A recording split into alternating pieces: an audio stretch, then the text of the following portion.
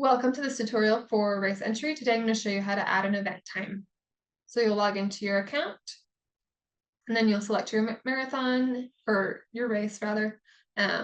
We've got all of our demo races here. These are just the races we use for tutorials.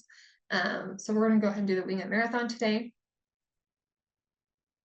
And then if you're adding an event time for your booths, you can click add event time, and then you'll choose between making a single event time or making a repeating event time. Most of the time, you don't need to worry about repeating event times. For most of what you're doing, it's just going to be a single event time. So that's what I'm going to focus on in this video. The other way to navigate to adding an event time is to go to the sidebar menu and hit edit booths and then add event time. And this is going to default to the single event time. If you wanted to create a grouped or recurring event time instead, you can click this link here.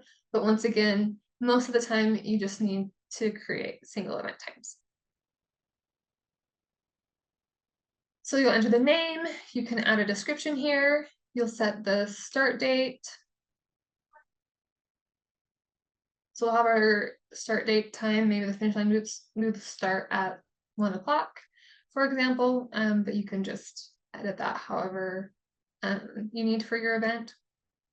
You can decide how you want to show the date and time, if you want to show both, or just the date, or show just the time, or hide the date and time. You can pick right there. I'm just leaving it on show date and time. And then if you are having people scan their proof of purchase for their booths, you can set up scanning settings here if it's valid for the entire day, or you can be more specific here. And then you'll set up your venue configuration.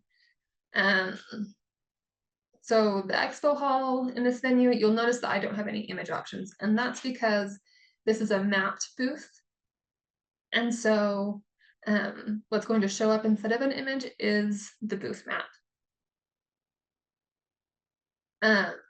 And so whereas on this packet pickup one, it's just like a first come, first served, or you're assigning everyone their booth spots. You're not letting them pick them. So you can use a custom image. If the venue has an image associated with it, you can do that. You can also use one of our stock images if you prefer. And you would just upload that here.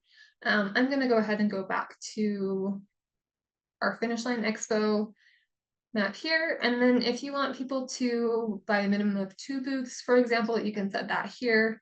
In most cases, you probably are happy to just have the minimum be 1. All right, so you can go ahead and save and continue, and that will take you to the pricing page, or you can save and add another time. I recommend adding all of your event times before you go look at pricing. So that's the advantage of this save button. We're just going to go ahead and save and continue today.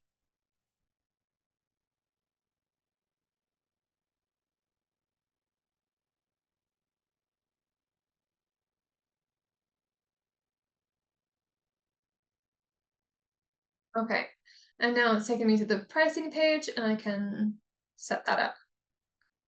All right, let's look at the dashboard. And then you can see that we've got our 2 times here, and you'll notice that the finish line booths is closed, and that's because I haven't set up pricing for it. So that is a good thing to keep in mind here. All right, so that's how you add an event time.